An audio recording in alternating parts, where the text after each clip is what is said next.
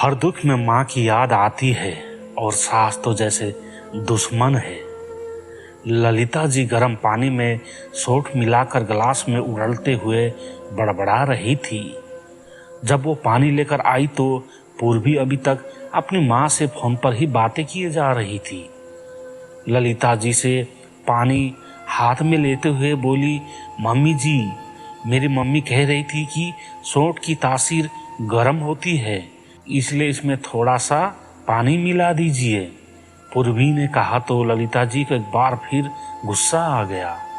अगर पूर्वी अभी गर्भवती न होती तो वो उसे समझाने की कोशिश करती कि यूं हर बात में माँ को अपना छोटा छोटा दुख बताना ठीक नहीं। अभी गर्भ का 7वां महीना चल रहा था, सब कुछ सामान्य था। बस पिछले 2 दिनों से पूर्वी को थोड़ी सर्दी खांसी हो गई थी। उसे अभी दवाई देना ठीक नहीं था, इसलिए ललिता जी घरेलू कामगर नुस्खे ही उसकी सर्दी खांसी ठीक करने का उपाय कर रही थी। अभी पूर्वी की बात सुनकर वो बिल्कुल उदासी हो गई कि मैं इतना ध्यान रख रही हूँ, फिर भी पूर्वी हर बात पर अपनी मम्मी को ही क्यों पूछती रहती है। उन्होंने सोचा इस बारे में वह एक बार पूर्वी की मम्मी से जरूर बात करेगी कि उनका यूं बार बार पूर्वी को फोन करना, नसीहत देना और पूर्वी का सिर्फ अपनी मम्मी की बात मानना, ऐसे बातों से उन्हें अपना अस्तित्व बड़ा गौर सा प्रतीत होता है, जबकि वह अपनी तरफ से पूर्वी की देखभाल में कोई कमी नहीं रख रही है। पर उन्होंने सामने से पूर्वी को कुछ नहीं कहा। वो गर्भावस्था में उसे कुछ भी ऐसा नहीं बोलना चाहती थी जो उसे अप्रिय लगे।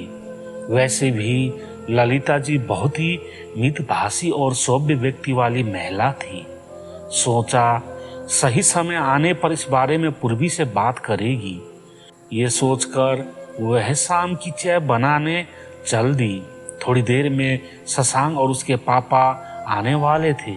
अभी शाम की चाय से फारिग हुई थी कि पूर्वी की मम्मी कृष्णा जी आ गई। वह बेटी के लिए बहुत सारा खाने पीने का सामान लेके आई थी। उन्होंने आते ही पूर्वी से भी पहले ललिता जी को गले लगाकर धन्यवाद दिया कि वह पूर्वी का ख्याल इतने अच्छे से रख रही है जितना वो खुद नहीं रख पाती। इससे ललिता जी के मन की मलिनता कुछ कम हुई, पर साथ ही मन में एक सोच उभरी कि अगर ऐसा है तो ये खुद क्यों अपनी बेटी पूर्वी के साथ जब तब फोन पर लगी रहती है। ललिता जी आज भी चाहकर कुछ कह नहीं पाई कि अगर पूर्वी का ध्यान वो बहुत अच्छे से रख रही है तो उनका बार बार पूर्वी की जिंदगी में दखल अंदाजी उनको पसंद नहीं। ऐसे में तो पूर्वी कभी इस घर को पूरी तरह से अपना नहीं पाएगी। और अगर उनको पूर्वी के ससुराल वालों पर भरोसा नहीं तो क्यों नहीं उसे डिलीवरी तक अपने पास ही रख लेती। और प्रकट में सिर्फ मुस्कुरा कर चुप रह गई। ललिता जी की एक आदत थी, जब उनको कोई तकलीफ होती और वो किसी से बता नहीं पाती तो उनका अनकहा उनकी आंखों से आंसू के रूप में निकल जाता था। आज भी यही हुआ। दोनों माँ बेटी जब आपस में बतियाते हुए उनकी उपस्थिति को भी भूल गई तो ललिता जी की आंखों में आंसू आ गए, जिन्हें छुपाने को वो रसोई घर की तरफ मुड़ गई। उनके पति कमलेश जी रसोई में पानी लेने आए ही थे कि अपनी पत्नी की आंखों में आंसू देखकर चौंक पड़े। तो अपने आंसू को पोंछकर वो चुपके से अपने पति के कान फुसफुसा कर बोली, ये जो पूर्वी अपनी हर समस्या, हर दुख में अपनी माँ को याद करने लगती है, इससे उन्हें भी पूर्वी को समझाने में बड़ी प्रॉब्लम हो रही है। क्या हम इसका अच्छे से ख्याल नहीं रखते? जो बात बात पर कभी उसकी मम्मी का फोन आ जाता है या कभी खुद ही आटा पकती है। कमलेश जी मुस्कुराते हुए बोले, माँ है वो, माँ और सास में कुछ तो अंतर होता है, तुम भी समझा करो। यूं अगर कृष्ण जी ने तुम्हें रोता देख लिया तो क्या सोचेंगे? इस बारे में बात करेंगे। अभी बस रोना वोना छोड़कर उनके साथ बैठो, वरना समधन को बुरा लगेगा। कमलेश जी का कहना सही था।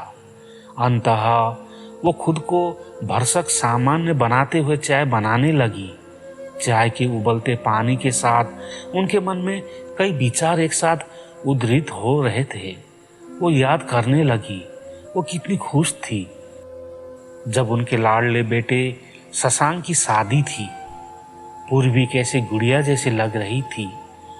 2 साल पहले जब लखनऊ के कॉलेज प्रोफेसर त्रिवेदी जी को बेटी का रिश्ता जब उनके बेटे शशांक के लिए आया था तो उन्हें कुछ नज़दीकी रिश्तेदार ने समझाया था कि एक ही शहर में मायका ससुराल दोनों होने से अक्सर परेशानी हो जाती है।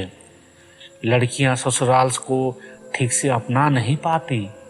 पर तब तक उसे पूर्वी बहुत भोली भाली मासूम सी लगी थी।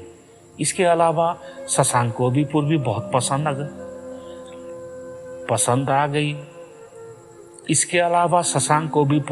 पसंद आ गई थी। उसका परिवार एक प्रतिष्ठित परिवार था, इसलिए बाकी सभी चीजें ठीक ठाक लगी।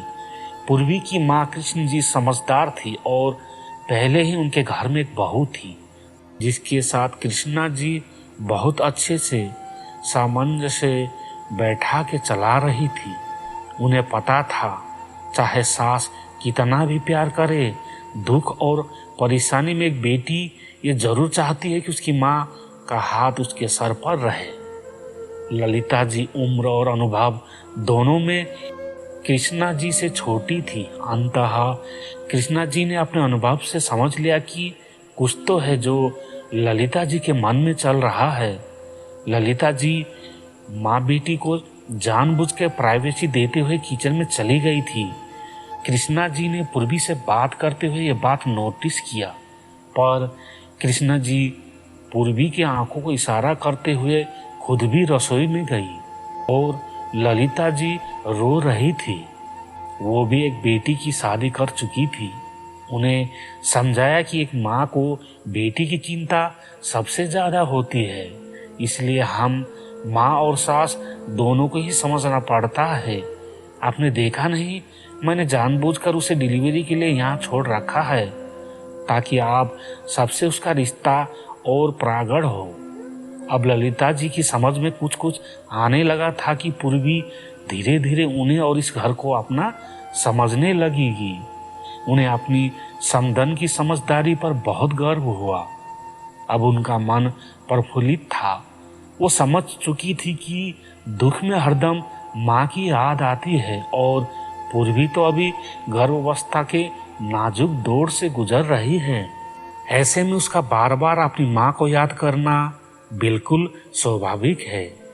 ललिता जी के मन का मैल अब धुल चुका था। उन्हें अब पूर्वी और कृष्णा जी से कोई शिकायत नहीं थी।